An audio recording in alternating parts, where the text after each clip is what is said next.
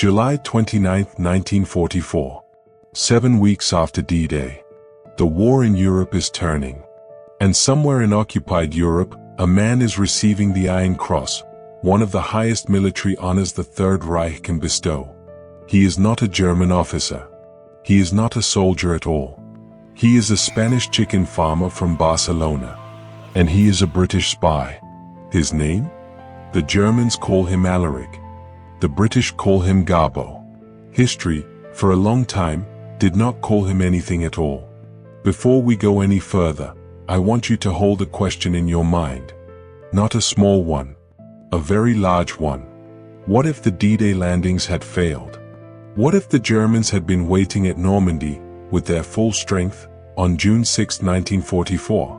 Historians have modeled it. The conclusions are not comfortable. The Allied casualties would have been catastrophic. The invasion, possibly, pushed back by months, perhaps years. The war in Europe extends. The map of the world at war's end looks very different. One man sits at the center of the thread that holds all of that together. A failed student. A failed soldier. A failed chicken farmer. The most successful spy in the history of the Second World War. And before we go any further, if you've wandered here by chance, welcome. You found a place that no one scrolls right past. Whispers from Before is where forgotten history comes to breathe again. Hit subscribe. Turn on the bell. Because the stories we tell don't wait for those who arrive late. You are listening to the story of Garbo, whispered to you from before. Now, let's go back. Juan Pujol García was born in Barcelona in 1912. By his early 30s, he had failed at nearly everything. He was a mediocre student. A reluctant soldier who went to considerable lengths to avoid actually serving in the Spanish Civil War.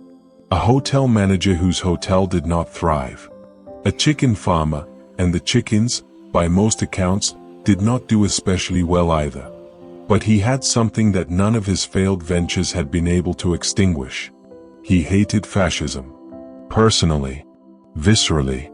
With the kind of conviction that doesn't need a reason to sustain it.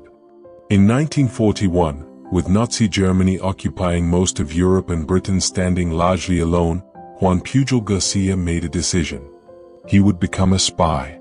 Not because any government had asked him. Not because anyone had recruited him. He simply decided, on his own, with no training, no contacts, and no plan beyond the first step, that this was the thing he was going to do. He went to the British Embassy in Madrid. They turned him down. He went again. Turned down again.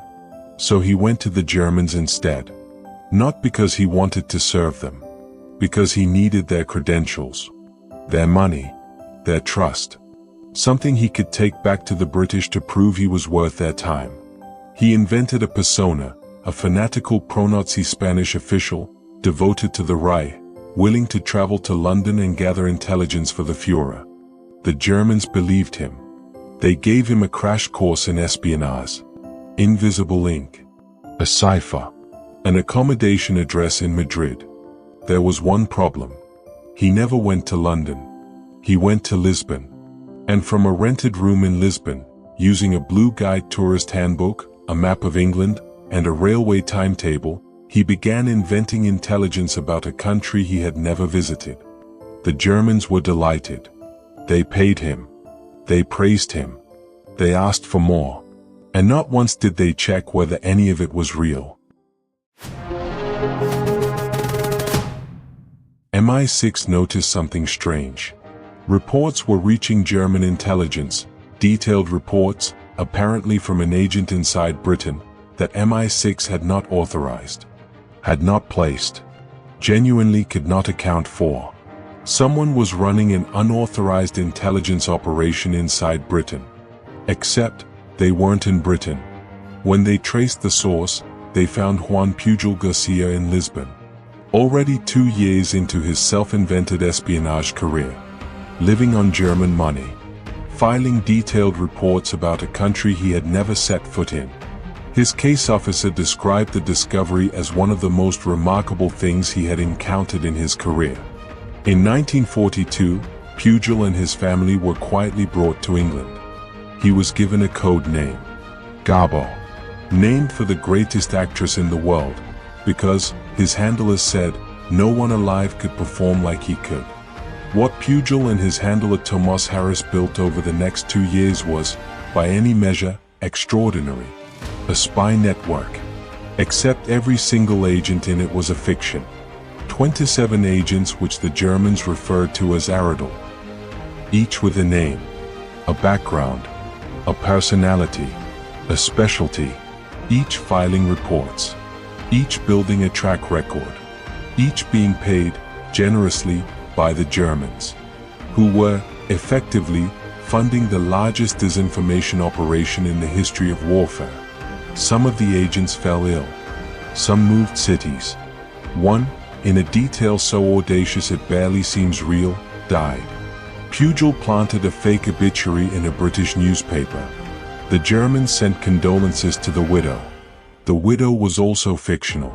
He was writing 2,000-word letters, sometimes daily, in the character of a verbose, fanatical Nazi loyalist. Maintaining consistency across 27 invented lives. Managing contradictions. Sustaining trust month by month through sheer, relentless invention. The Germans never questioned it. They were too busy processing the flood of information to notice that none of it was real.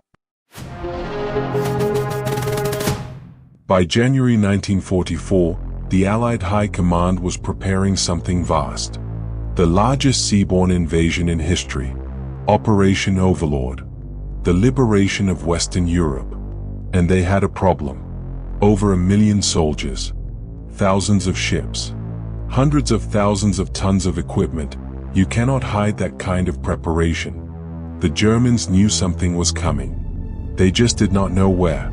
The shortest crossing was from Dover to the Pas de Calais. The obvious place. The logical place. Hitler himself believed it would come there. The Allies needed the Germans to keep believing that. Even after the real landings had begun. The plan was called Operation Fortitude. Inflatable tanks. Ghost armies. Fake radio signals. A fictional 1st United States Army group, under General Patton, positioned in southeast England, facing Calais. And at the center of all of it, Garbo. Sending over 500 radio messages between January and June 1944. Building the illusion, layer by layer, transmission by transmission. The night of June 5, 1944. Across the channel, the largest armada ever assembled was already moving. 5,000 ships. 10,000 aircraft. Over 150,000 men crossing toward the coast of France. And Garbo was about to do something that could destroy everything. He had been authorized to transmit a warning to the Germans. Not a real warning. A calculated one, timed precisely to arrive too late for any action, but detailed enough that his credibility would survive the landing. At 3 a.m., he began transmitting. The German radio operator in Madrid did not respond. He was asleep. For 5 hours, Garbo transmitted into silence. By the time Madrid answered, at 8 a.m., the landings at Normandy had already begun. The warning had arrived. 5 hours too late. By accident, the timing was perfect.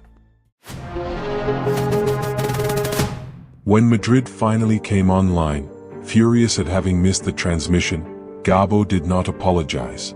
He expressed outrage. He told them their negligence was unconscionable. That he had risked everything, his life, his network, his sources, to deliver this intelligence, and they had simply not been listening. The Germans were mortified. And now they were listening very carefully. 3 days after D-Day, June 9, 1944, Garbo sent a message that may be the single most consequential piece of communication in the entire Second World War. He told them the Normandy landings were a diversion. That the real invasion, with a force of 75 divisions, was still waiting in southeast England, under Patton, ready to strike at the Pas de Calais. It was a lie. Every word of it. It reached Hitler's command table. It was read. It was believed. And 2 armored divisions, along with 19 infantry divisions, the forces that could have pushed the Allies back into the sea at Normandy, were held at the Pas de Calais, waiting for an invasion that was never going to come. They waited for 2 months. On July 29, 1944, the Third Reich awarded Juan Pujol García the Iron Cross for extraordinary services to Germany. He accepted it, humbly, in character, and immediately informed his British handlers. Months later, the British awarded him the MBE, Member of the Order of the British Empire. He is, to this day, the only person in the Second World War known to have received high honors from both sides. Both believed they were recognizing their most valuable agent. Both were right. To only one of them. After the war, Juan Pujol García disappeared. Not captured. Not exposed. He chose to. Fearing reprisals from Nazi networks still active across Europe, the British helped him stage his own death, a fake case of malaria, in Angola, 1949. He moved to Venezuela, changed his name, opened a bookshop, a language school, lived quietly for decades, in a country where nobody knew what he had done. For 30 years, the world's greatest double agent was a bookshop owner in Caracas. In 1984, a British historian tracking down sources for a book on D-Day found him alive, ordinary, pleased, in a quiet way, to be remembered. He visited Normandy that year, the 40th anniversary of the landings. He walked the beaches where the plan he had helped protect had finally reached the shore. He stood there for a long time. We don't know what he thought. We don't need to. Here is the thing about Juan Pujol García that is hard to hold.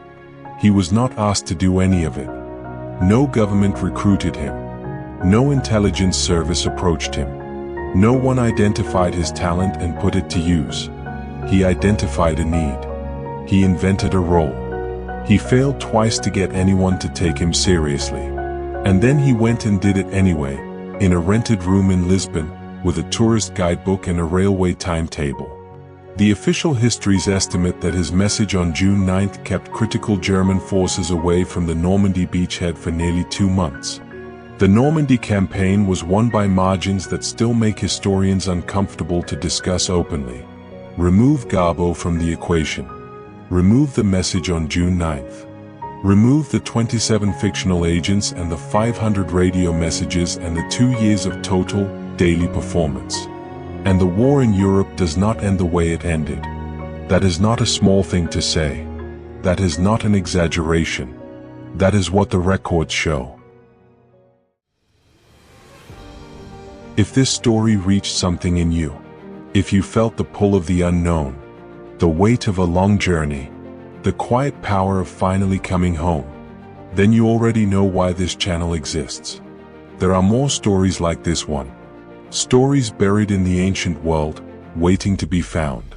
Subscribe to Whispers from Before, and make sure you never miss a single one. The next whisper is already waiting.